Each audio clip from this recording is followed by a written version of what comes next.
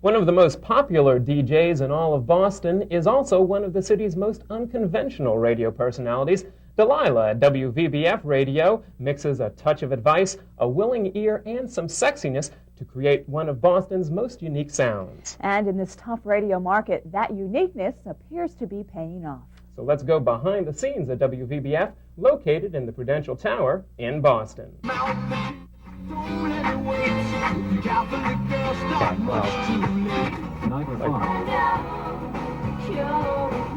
Hi, VBF. Can I help you? Hi, Delilah. How you doing tonight? I'm good. Who's this? This is Stephanie. Stephanie, what can I do for you? I was wondering if She's you known could- on the air as Delilah. Yes, that's her real name. And little over a year ago, Delilah Renee was one of the most popular nighttime DJs in Seattle.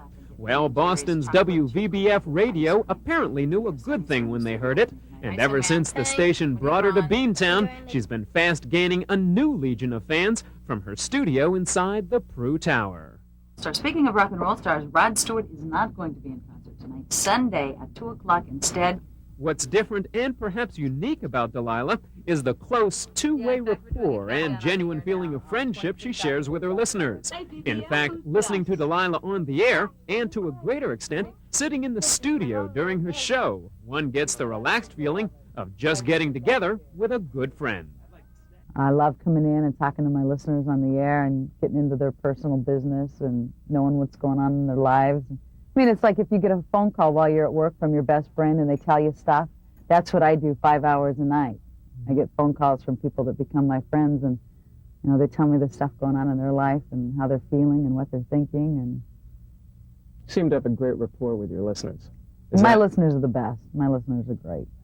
The style of show that I do actually developed out of that very fact, because the station that I worked for years ago in Seattle, it wasn't a request and dedication show. It was just a regular radio show. But when I'm on the air, I talk to people. I talk with them. So my listeners started calling up all the time, and my boss was forever getting upset with me because I'd spend my whole show talking on the phone with listeners. And I said, well, why don't you let me use some of this stuff on the air? Say hi to everybody. Hi, everybody. Hi. I want you to know your whole conversation was just tape recorded and is going to be part of Channel 27's little piece they're doing. Can I start to swear so I have to cut it? While most evening radio shows often seem to target a specific audience, Delilah's listeners seem to span possibly the widest age range there is, from grandmothers to small children. It's my birthday. Happy birthday to Amy. How old are you? 6. Isn't it past your bedtime yet? Now that you're all of 6 years old, you get to stay up a half an hour later, or just tonight? Just today. Just tonight for your birthday. Okay, let me find something for you. There's another little girl that called that wanted to hear Itsy Bitsy Spider. Would you like to hear that instead of Michael Jackson, or does it have to be Michael Jackson? Michael Jackson. Okay, since it's your birthday, have a good night. Good night. Bye-bye, sweetie. And of course, having a lot of loyal fans also means getting a lot of fan mail. And some of that mail comes from some very young admirers. Dear Delilah, Delilah is sweet. Delilah is pretty. I love Delilah. I like you, Delilah. I love you, Delilah.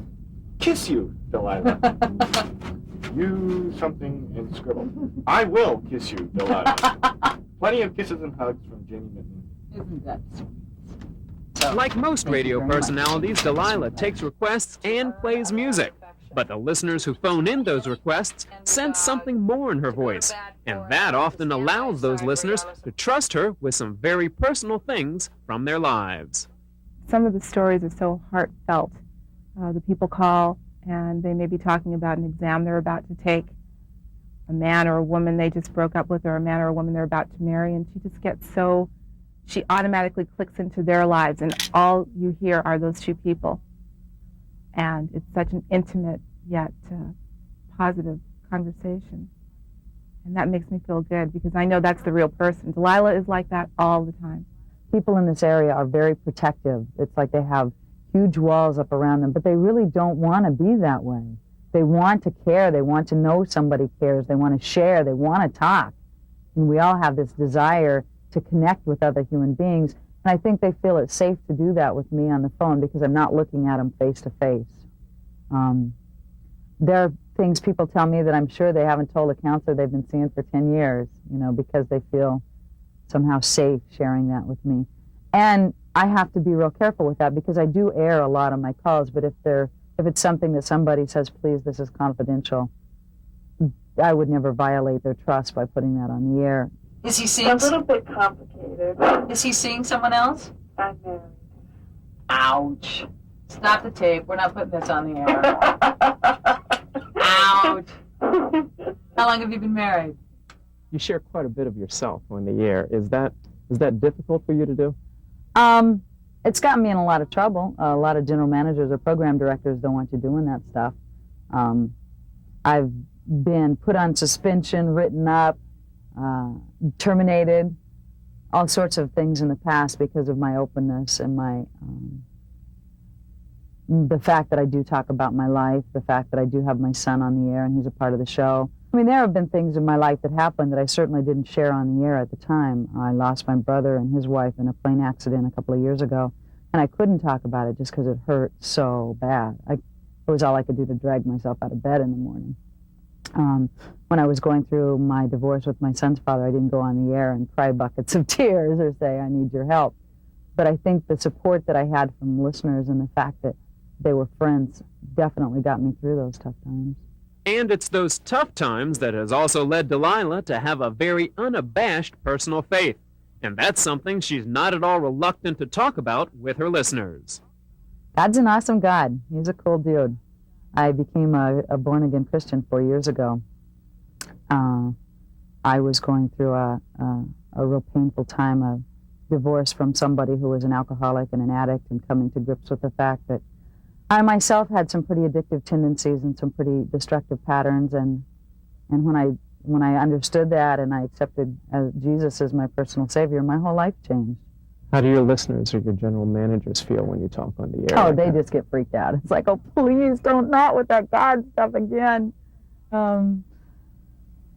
It's not comfortable. It puts people, it throws people off. They're not at ease. They would rather hear, thanks for calling, than, okay, maybe you need to pray about this. What is your birthday, Mom? My birthday is February 15th. What are you going to get me for my birthday? After Valentine's. I don't know. How about 1,000 kisses? Anyone who's a regular listener of Delilah's show knows who this young fella is. Delilah is the proud and loving single parent of her little boy, Sonny. And on many a night, Sonny shares the studio while Mom works, and sometimes he even gets to share the microphone with her. He's been on the show with me since before he was born. I taped his heartbeat when I was 3 months pregnant and put that on the air. You're very proud of him. I'm very, very proud of him. He's the best thing that ever happened to me. Tell Roger I said hi. Okay, I will. God bless. Bye-bye, sweetie. I think the message that I try to convey every night, regardless of whether I'm, helping people get their kids ready for bed or tucking them into bed, is that no matter what you're going through, you can hang on for one more day, one more hour sometimes, and that tomorrow can be a better day, that tomorrow can be a much better day, and that, if you take it one day at a time, miracles can happen all over the place. And I don't mean miracles like, winning the lottery, but you can find miracles in, a dandelion on the side of the street, or in making snow angels with a little one like this. And so that's what my message is, that things will get better, that you can survive anything. And if you can survive what we've survived, you can survive anything.